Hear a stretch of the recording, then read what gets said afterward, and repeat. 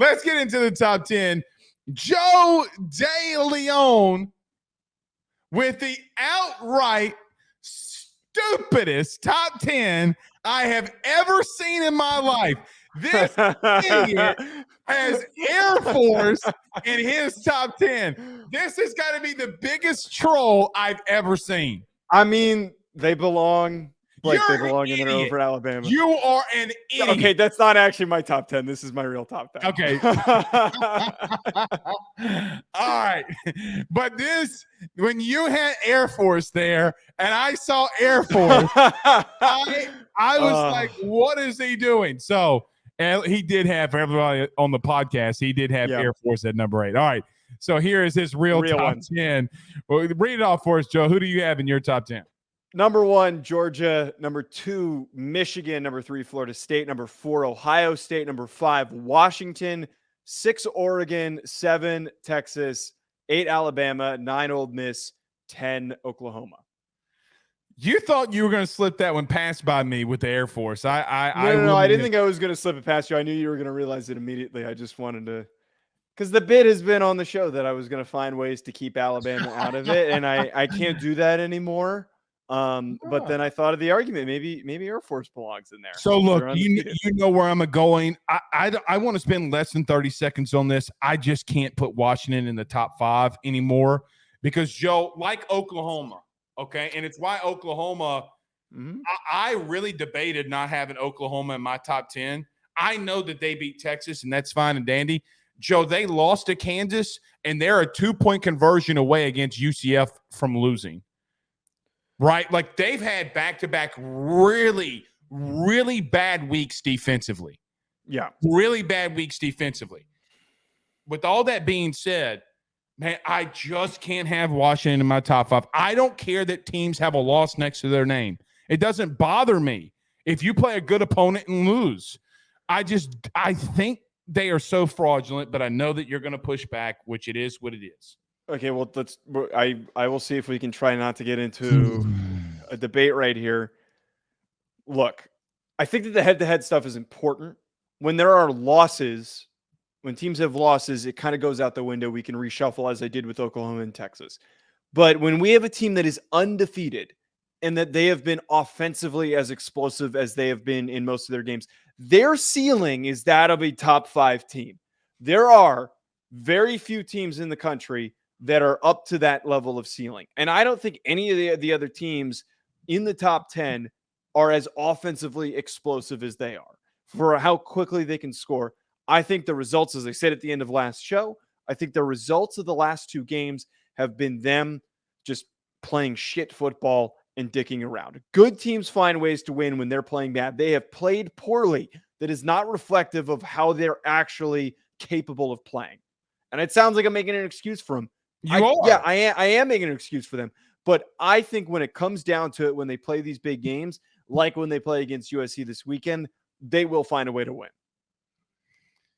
I'm not going to respond to it because we'll just get in another debate. Yeah. And I look, they're going to lose. And I think that they have potentially, I think they're going to lose one lose one in the regular season because you can't play that sloppy all the rest of the year and not slip up and get beat.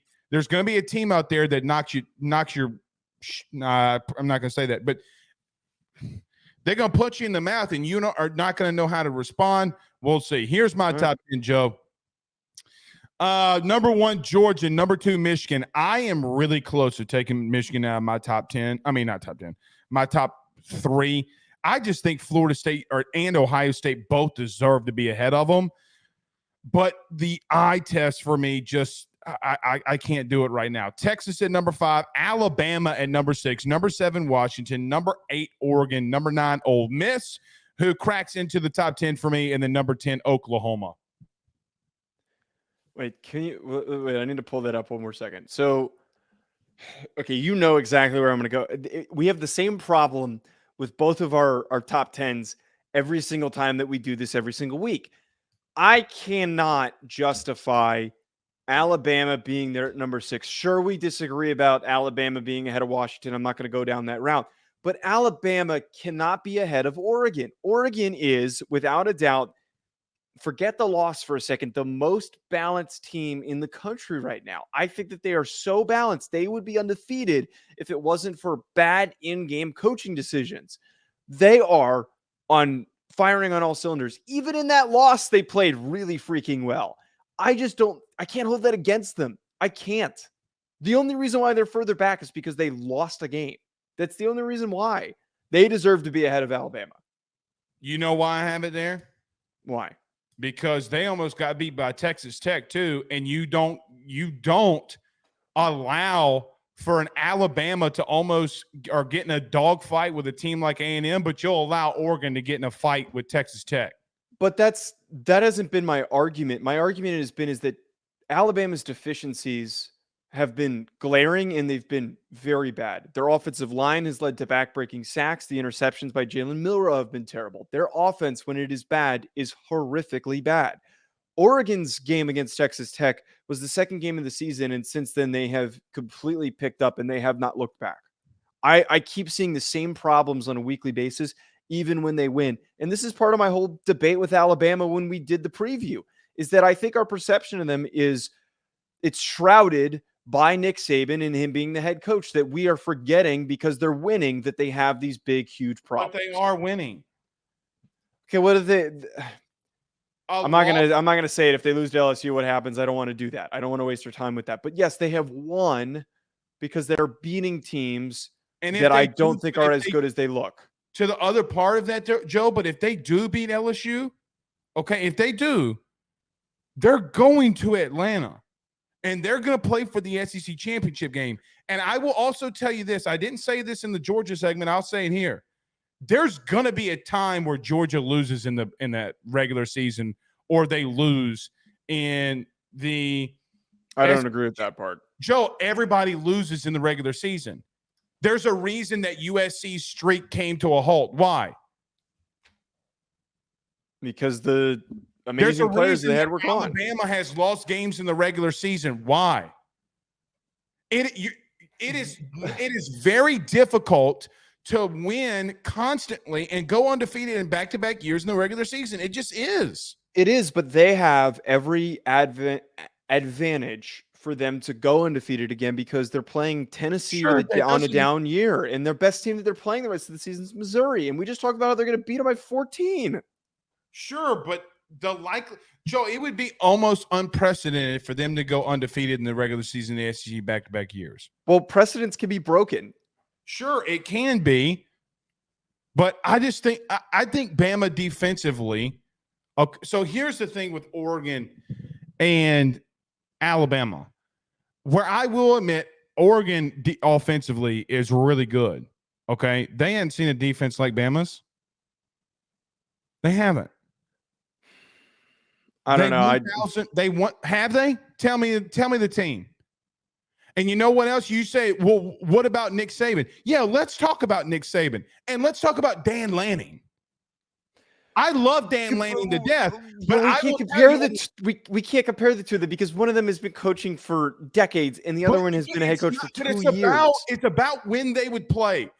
Our top 10 is more of a power ranking on a neutral field. Okay, so it's not really a top 10. We should probably put this in as a power ranking show. Okay? Yeah, actually, that's a good point. We should actually rephrase that. This is not a rankings for us. This is more of a power ranking. Okay, on a neutral field, Bama would be favored by 3.5 over Oregon. I don't agree with that. I just feel like we are green. But this is what I'm saying though. This is what I'm trying to get at is that their offense. Let me rephrase. Their defense does not make up for how bad their offense is. It does not. It has helped them win games when their offense has made some terrible mistakes. But when they've actually are in a situation where they can be tested by an actually good team, I don't think that they're capable of coming out victorious. Oregon is better than Alabama is. Alabama's Lanning win. Utah last year. Utah won the conference last year and they beat Utah. Sure. That's it. They beat Washington. Because if Nick Saban were to go on to beat LSU, it's better than, in my opinion, Wait. That's also not fair to do because Dan Lanning's been coaching for a year and a half. And that's the point. You can't do, you're trying to take Saban off the board. You can't do that. I'm not taking him off the board. I'm just trying to point out that we're giving him way too much slack. We're giving him way too much slack. Who?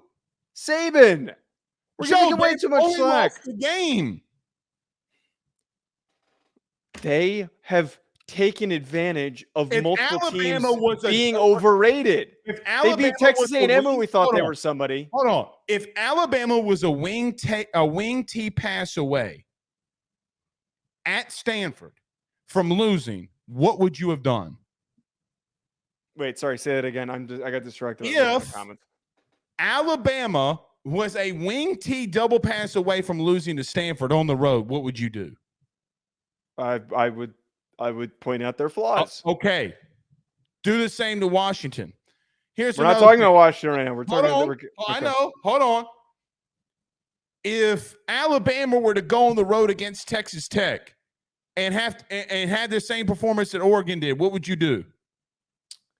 You're not creating them. You're not creating them equally. You're looking at it as everything that goes on in Bama. You got to take the bias out of everything else that happened and look at it here. Removing the bias in all seriousness. Yes, we're doing a power ranking, and a lot of the power ranking comes into play is the eye test, what we're visually seeing. And I see more well-rounded teams in that top 10. Yes, I'm a little bullish on Washington, and I'm trying to project heavily there on how I think they're going to play in the final weeks of the season. And it's a little bit of a risky move. But I've seen enough of Alabama to know that they have got holes. They have serious, serious holes on that roster. Like glory? All right, that's good note to end the show. All right, what else you got for me? Well, let me look at yours. Air Force is a top 10 team, man. Can we talk about Ole Miss? Both of us have them at number 9. Yeah, I mean, I got to be completely honest. I feel like I am forcing myself to put them there. I really do feel like I am. You texted me this weekend and said that you thought Ole Miss would beat Oklahoma. Wait, did I? Yeah, you might have been a little drunk. I wasn't. I don't remember texting you. It wasn't you that sent me that text. But I do think so that they're a top 10 team. Here's the biggest misconception about Ole Miss right now. Mm-hmm. Everybody had only looked or watched that Alabama game and maybe LSU because of how high scoring it was. Joe, defensively, they're not a bad team at all. Like yes, the LSU game. Okay. All right. I'm with you. I'm with you. They look like shit against LSU. A lot of teams that look like shit against LSU. Just throwing that out there. Mm-hmm. Joe, they have a lot of these. Did you know that they were a top 20 teams at getting to the quarterback in sacks? Like, yeah, has done some good things for them. Yes. I just think, I know we're coming up on time here before we get to the next show. I think that their defensive performances have come in advantageous situations for them to look better than they maybe are because they've played some bad teams. My reasoning for putting Ole Miss there, I think, is more telling of the fact that we're starting to really figure out there's maybe less parity than we think there is, and that Penn State being bumped from my top 10 and your top 10 just shows that after that 7 spot, it gets really, really weak. And I think in the next couple of weeks, it's going to start to get even weaker in that 5 to 7 range.